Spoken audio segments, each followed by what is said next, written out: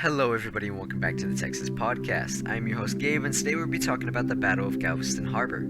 The Battle of Galveston Harbor was fought at Galveston, Texas on October 4th, 1862, during the American Civil War.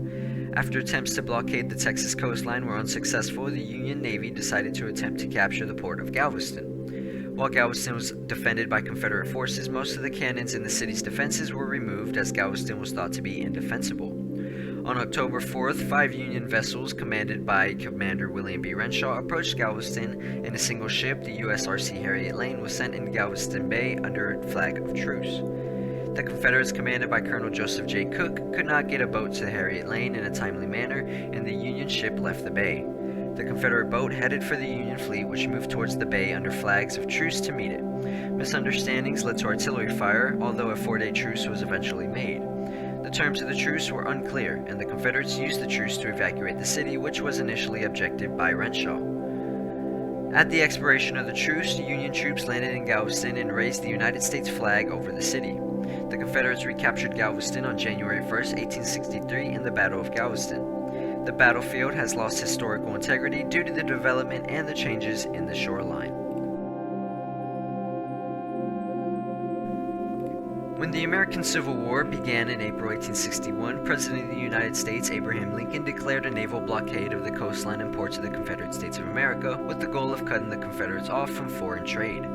At the time, the most significant port on the Texas portion of the Confederate coastline was Galveston. After the blockade order was issued, Union Navy ships were sent to the Texas coast, but the blockade was not immediately effective.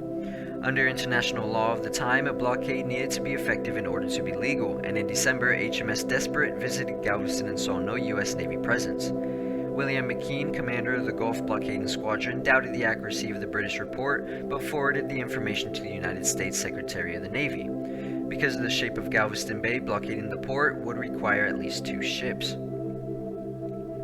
Under the supervision of Major General John B. Magruder, Confederate forces under W. Hunter had been placing artillery batteries, digging trenches, and obstructed harbor channels to ready the defense of Galveston. The defenses were not particularly imposing, though, and Confederate officer Xavier Debray wrote in a letter that the city was not defensible. The Union blockade was still struggled with ineffectiveness, and the decision was made to capture some Confederate ports in order to provide some more bases for Union ships and fewer for blockade runners. On May 17, 1862, the captain of the USS Santee sailed to Galveston and demanded the surrender of the town, threatening to begin bombarding the place on May 23rd. The threatened attack did not occur. In August, Union Admiral David Glasgow Farragut ordered Commander William B. Renshaw to destroy blockade runners and capture Galveston if practical. Galveston Island itself was defended by a single artillery regiment under the command of Colonel Joseph J. Cook.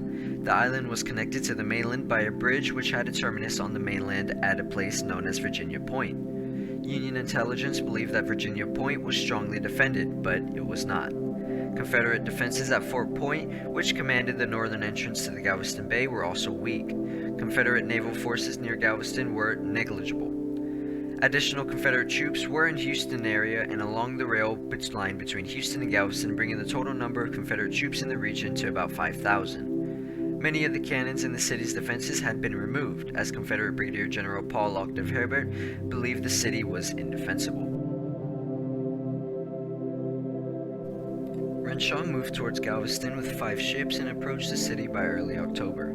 The 5 Union ships were the USS Westfield, the USRC Harriet Lane, the USS Owasco, and the USS Clifton, and the mortar schooner USS Henry James.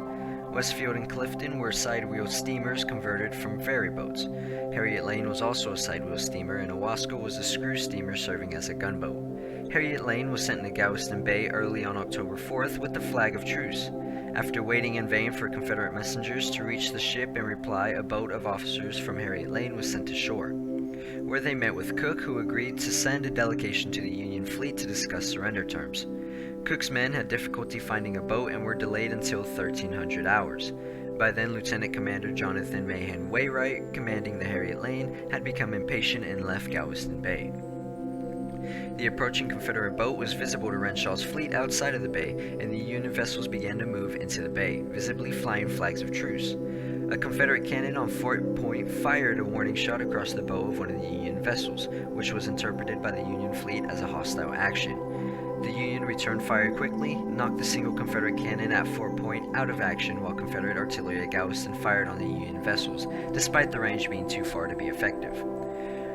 The Union ships were still flying truce flags while firing, and Renshaw realized that continuing to fire would be against the laws of war, so he ordered the ships to cease fire. Both Renshaw and Cook believed that the other side's shots had represented deliberate hostile actions.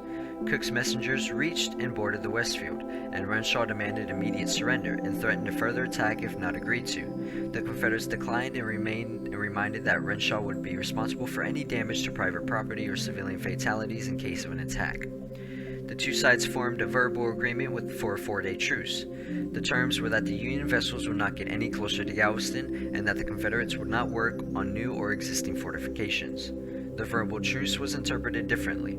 Renshaw thought it would be guaranteed the military status quo would remain, while Cook thought he had the option of evacuating Galveston. As a result, the Confederates used the truce to evacuate supplies and cannons from the city. Renshaw thought the Confederates were purposely violating the terms of truce, but after contacting Cook and hearing his explanation, accepted the removal of their material.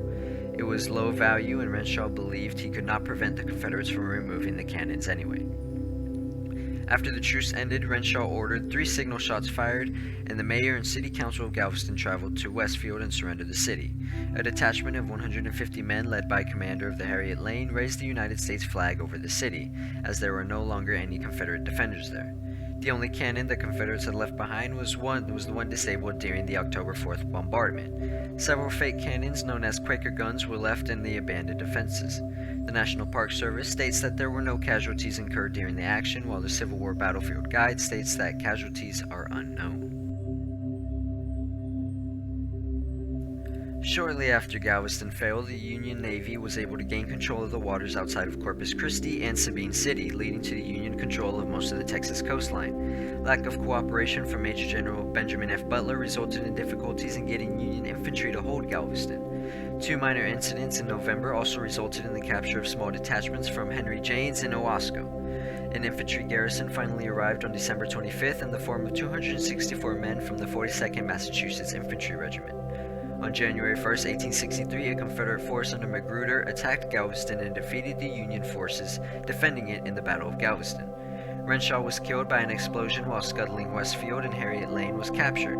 The Confederates regained control of Galveston.